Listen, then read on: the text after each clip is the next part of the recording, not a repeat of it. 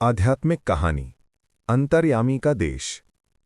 एक बार एक साधक था, विज्ञान, जो मन ही मन हमेशा ये प्रश्न करता था, भगवान तो कहते हैं कि वे समस्त भूत प्राणियों के अंतर में ही रहते हैं, फिर इतने पास होकर भी दिखाई क्यों नहीं देते। उसे यही प्रश्न खाए जा रहा था।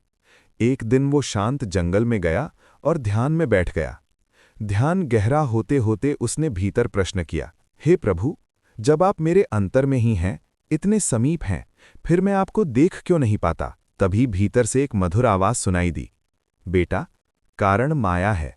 माया के आवरण में वासनाएं, विकार, भ्रम, क्रोध, लोभ और चंचलता मिलकर ऐसा धुंधला पर्दा बना देती हैं कि मैं पास होकर भी दिखाई नहीं देता। विज्ञान ने फिर पूछा, तो हे प्रभु, मैं क्या करूं, मैं किसकी शरण में जाऊं। अंदर से फिर स्वर उभरा। गीता के 18:62 में भगवान कहते हैं, सर्वभाव से मेरी शरण में आ जाओ, मेरी कृपा से तुम परम शांति और परम धाम को प्राप्त करोगे।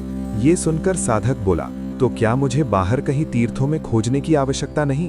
भगवान मुस्कुराए और बोले, नहीं बेटा, मैं तो उसी आनंद देश में रहता हूं जहां तुम्हारा अंतर्यामी मन है। बाहरी तीर्थ केवल याद दिलाने के लिए हैं। मेरा असली धाम तुम्हारा अपना हृदय है। वही अंतर्देश है जहां मैं सदा सदा के लिए स्थित हूं। भगवान ने आगे कहा, गीता के एक और वचन को सुनो, मेरी कृपा और प्रसन्नता से ही तुम परम शांति को प्राप्त करोगे, जो मेरा नित्य धाम है। ये सुनकर साधक की आंखें भर आईं। उसे समझ आ गया कि भगवान की खोज बाहर नहीं, भीतर की शांति, भक्ति और समर्पण में छिपी है।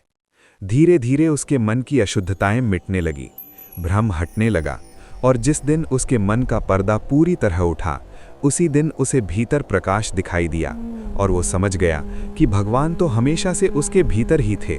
कहानी का सार, भगवान दूर नहीं, आपके ही अंतर में है। माया और मन का विकार हमें उन्हें देखने नहीं देता।